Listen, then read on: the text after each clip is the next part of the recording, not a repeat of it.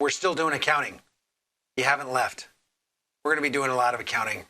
Most of it's going to be online. So today what we're going to talk about is, if you'll recall, before the exam we had a chapter on long-term liabilities, and there was nothing on the exam related to content covered in this chapter.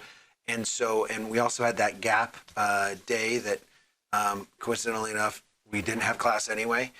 So we're going to go over the non-current long-term liabilities now for class. And so how I've done it is I've chopped up the videos, little 10-minute segments. I'm trying to keep it 10 minutes. Some of them are going to have to be a little bit longer because they're longer explanations.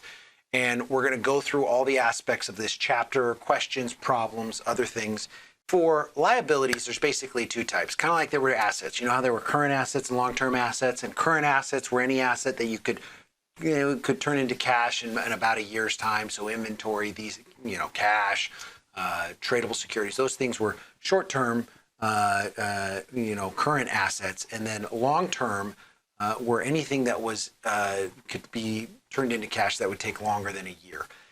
With liabilities, it's the opposite, right? It's the opposite in the sense that current liabilities are anything you'll have to pay within a year, and long-term liabilities is everything else. And like those that are willing to eat a pizza taco from Taco Bell, who are these people? Why is this still on the menu? I have no idea, but the world can be divided in between two people willing to order and pay for something like that, people that won't.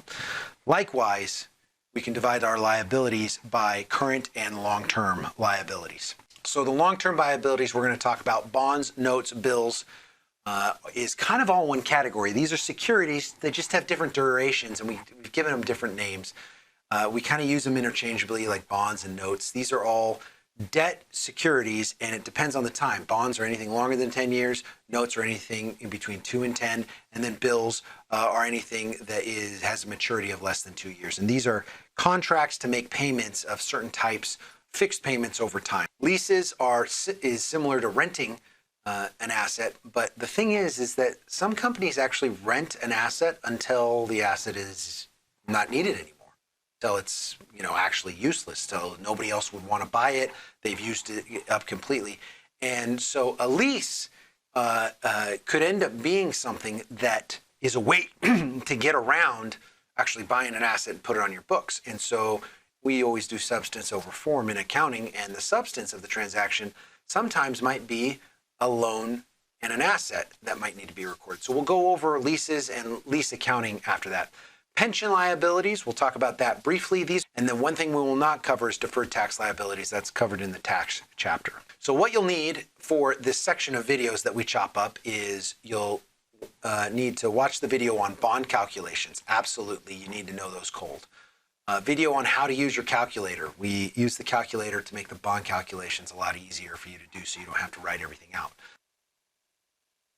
Did you remember to pick up your calculator? You'll need to do the video on leases. You'll need to do the video on the pension liabilities, and then another video on evaluating solvency and coverage ratios.